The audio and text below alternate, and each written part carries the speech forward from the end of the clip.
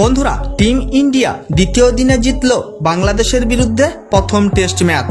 বাংলাদেশকে দ্বিতীয় দিনেই দেখিয়ে দিল তাদের অকাদ টিম ইন্ডিয়া। বাংলাদেশের ব্যাটাররা দ্বিতীয় দিনেই করে ফেলল আত্মসমর্পণ টিম ইন্ডিয়ার বোলারদের কাছে। বাংলাদেশের পুরো টিমকে করল মাত্র 149 রানে অল আউট। আর এইভাবে টিম ইন্ডিয়া দ্বিতীয় দিনেই জিতল এই প্রথম টেস্ট ম্যাচ। আপনারা যদি দেখতে চান বাংলাদেশের টিম কিভাবে করল আত্মসমর্পণ টিম ইন্ডিয়ার ভয়ঙ্কর বোলিংয়ের সামনে, তাহলে বন্ধুরা ভিডিওটি লাইক করে চ্যানেলটাকে সাবস্ক্রাইব করে রাখুন। বন্ধুরা, প্রথম টেস্ট ম্যাচের দ্বিতীয় দিনের খেলা শুরু হয়েছিল চেন্নাইয়ের মাঠে ভারত এবং বাংলাদেশের মধ্যে। প্রথম ইনিংসে টিম ইন্ডিয়া প্রথমে ব্যাটিং করে 376 রান করে অল আউট হয়ে যায়। টিম ইন্ডিয়ার হয়ে আর অশ্বিন 133 বলে খেলে ফেলল 113 রানের ইনিংস।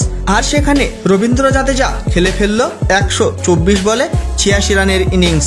এছাড়াও এসএসপি জয়সওয়াল খেলে ফেলল 118 বলে 56 রানের ইনিংস।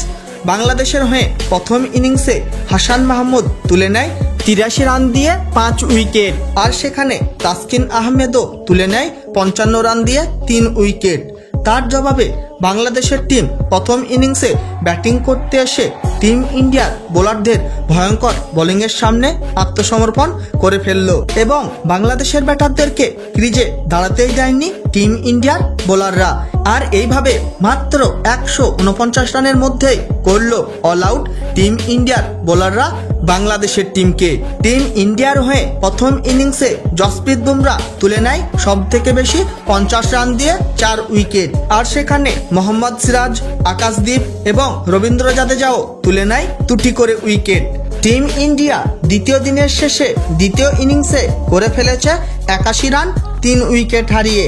দ্বিতীয় ইনিংসে শুভমান গিল 64 বলে 33 রান করে অপরাজিত আছে।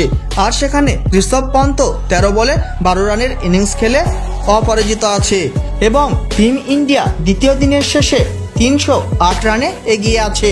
আর এইভাবে টিম ইন্ডিয়া প্রায় এই প্রথম টেস্ট ম্যাচ জিতেই নিয়েছে। বন্ধুরা, টিম ইন্ডিয়া কি পারবে বাংলাদেশের টিমকে এই প্রথম টেস্ট ম্যাচে হারাতে? অবশ্যই কমেন্ট করে জানিয়ে দেবেন আপনাদের মতামত। বন্ধুরা, ভিডিওটি শেষ পর্যন্ত দেখার জন্য ধন্যবাদ জানাই। তাহলে দেখা হবে নেক্সট কোনো ভিডিওতে।